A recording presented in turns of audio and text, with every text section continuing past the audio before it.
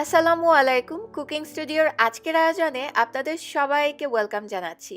আজকে তৈরি করে দেখাচ্ছি বাংলাদেশের স্ট্রিট ফুড স্টাইলের ঢাকাইয়া ভেলপুরির রেসিপি।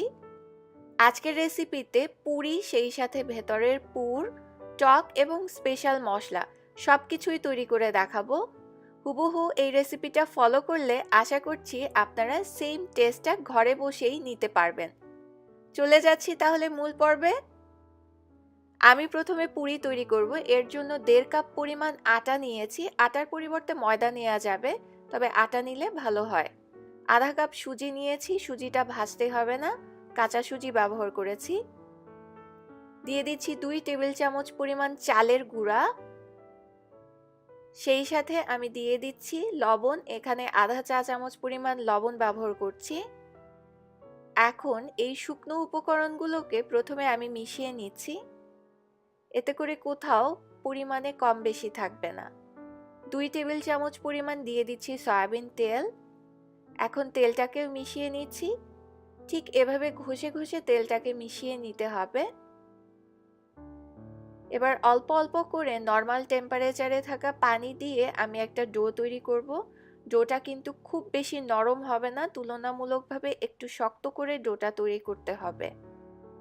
আর আমার প্রায় 3/4 কাপের মতো পানি লেগেছে, আপনাদের আর একটু কম বেশি লাগতে পারে।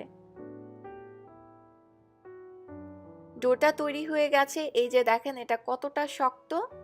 একটু শক্ত করে তৈরি করলে পুরিটা কিন্তু অনেক খাস্তা হবে এবং মচমচে হবে। এবার আমি একটা শুকনো টাওয়াল দিয়ে এটাকে ঢেকে রাখবো আধা ঘন্টার জন্য, এতে করে ডোটা সেট হয়ে যাবে। আধা ঘন্টা হয়ে গেছে। এবার এই ডোটাকে আমি দুটো ভাগে ভাগ করে নিচ্ছি।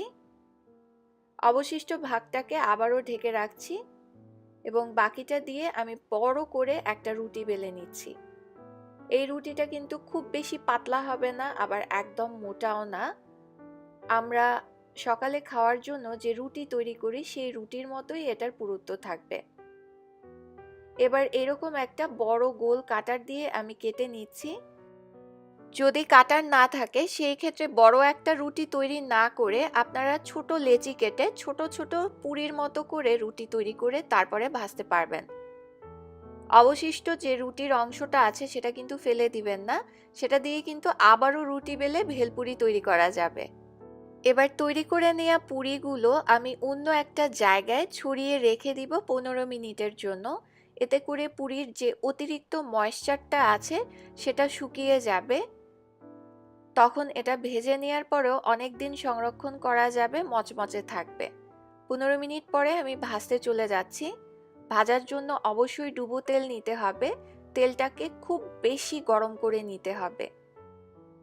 ঠান্ডা তেলে পুরি ভাজলে কিন্তু এটা নরম হবে, তাই খুব বেশি গরম করে তারপরে যখন এই পুরিগুলোকে ছাড়বেন তখন চুলার আঁচটাকে কমিয়ে দিতে হবে মিডিয়াম টু লোতে। এরপরে সময় নিয়ে ভেজে তুলতে হবে। একটু সময় নিয়ে আস্তে ধীরে ভাজবেন, না হয় কিন্তু এটা লালচে হয়ে যাবে আর এটা কিন্তু মচমচে হবে না, নরম থেকে যাবে। আমি প্রায় 8 থেকে 9 মিনিট সময় নিয়ে ভেজে নিয়েছি। এই পুরিগুলোকে ঠান্ডা করে আপনারা এয়ারটাইট কন্টেইনারে প্রায় 15 দিনের মতো রেখে সংরক্ষণও করতে পারবেন।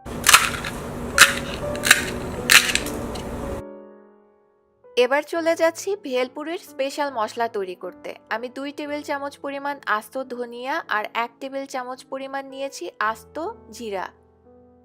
আধা টেবিল চামচ পরিমাণ নিয়ে নিচ্ছি মৌরি, এটাকে অনেকে মিষ্টি জিরাও বলে থাকে।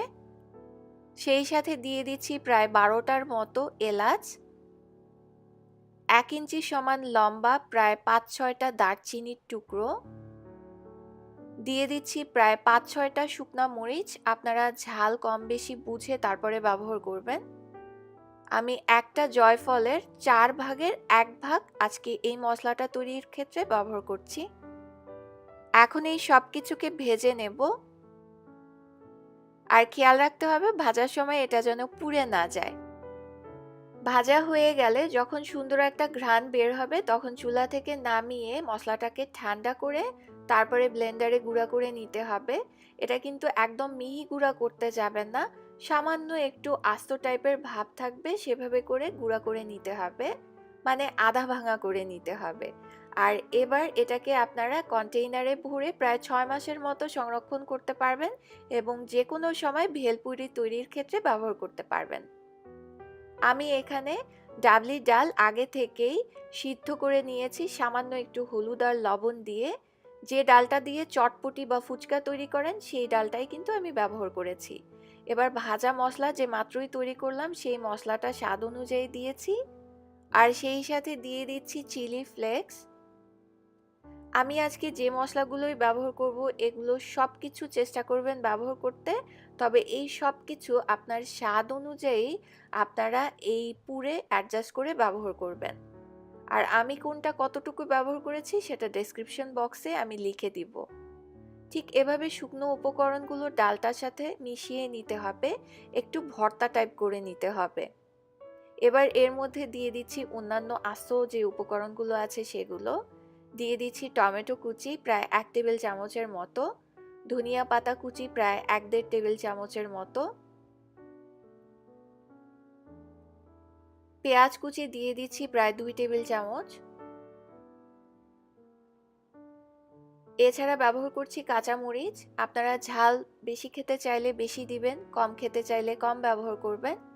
আমি এখানে একটা লেবু নিয়ে সেটার যে সবুজ অংশটা আছে সামান্য একটু সবুজ অংশ নিয়ে কেটে কুচি করে ব্যবহার করছি আধা চা চামচ। শসা কুচি দিয়ে দিচ্ছি প্রায় 3 টেবিল চামচের মতো। আর এখানে নাগা মরিচ বা বোম্বাই মরিচ যে যে নামেই ডাকেন না কেন সেটা কুচি করে সামান্য ব্যবহার করছি।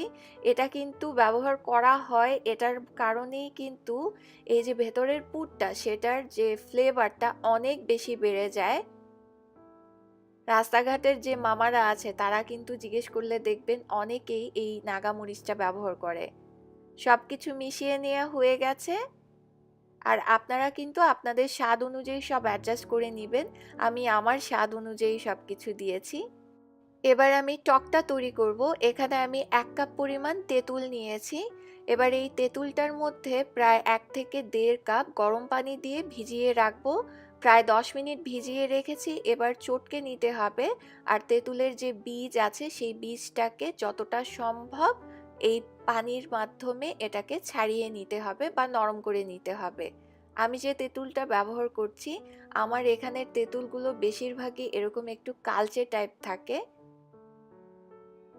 প্রয়োজন পড়লে আরেকটু পানি দিয়ে নিতে হবে।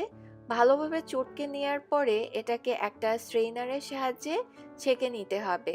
এতে করে বীজ বা অতিরিক্ত যা যা আছে তেঁতুলের অংশ সেটা আলাদা হয়ে যাবে এবং তেঁতুলের কাঠটা আলাদা হয়ে যাবে। এবার এই অবশিষ্ট অংশটাকে ফেলে দিতে হবে। এখন সেই তেঁতুলের কাঠে আমি প্রায় আধা টেবিল চামচের মতো ভাজা মশলা, লবণ দিয়েছি স্বাদ অনুযায়ী 2 টেবিল চামচ, চিনি আর চিলি ফ্লেক্স দিয়েছি 1 টেবিল চামচ, লেবুর রস আমি 1 ফালি দিয়ে দিচ্ছি প্রায় 1 টেবিল চামচের মতো হবে। এবার সবকিছুকে মিশিয়ে নিচ্ছি।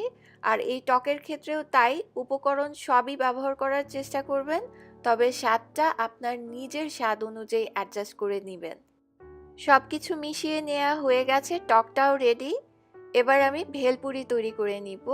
একটা পুরি নিয়ে মাছ থেকে এভাবে গর্ত করে নেবেন। এখন যে ডালের পুরটা আছে সেই পুরটাকে দিয়ে নেবেন। যেহেতু ঘরে তৈরি করছেন একটু বেশি করে দিলেই আরও খেতে মজা হয়। সেই সাথে উপর থেকে এবার সামান্য একটু শসা কুচি, ধনিয়া পাতা কুচি, টমেটো কুচি, এই সব কিছু দিয়ে আবার একটু টক দিয়ে তারপরে গপুস গুপুস করে পরিবেশনের পালা। আর এটা কিন্তু এভাবে পুর দিয়ে তৈরি করার পরে সাথে সাথে খেয়ে নেবেন, না হয় কিন্তু বাইরের যে পুরিটা আছে সেটা কিন্তু নরম হয়ে যাবে। বানিয়ে বেশিক্ষণ অপেক্ষা করতে যাবেন না। আমি আশা করছি আজকের এই পর্বটা আপনাদের ভালো লেগেছে। ভালো লাগলে আমার চ্যানেলটা সাবস্ক্রাইব করবেন, বেল আইকনটা ক্লিক করে সাথেই থাকবেন। আমার আরও একটা চ্যানেল আছে যেটায় শুধুমাত্র স্ন্যাক্স রেসিপি আপলোড করা হয়, নাম হচ্ছে স্ন্যাক্স ব্রেক। আমি লিংক ডেসক্রিপশন বক্সে দিয়ে দিব, আপনারা দেখে নিতে পারেন। আজকে আর বাড়াচ্ছি না, এখানেই বিদায় নিব। আপনারা সবাই খুব ভালো থাকবেন। আল্লাহ হাফেজ।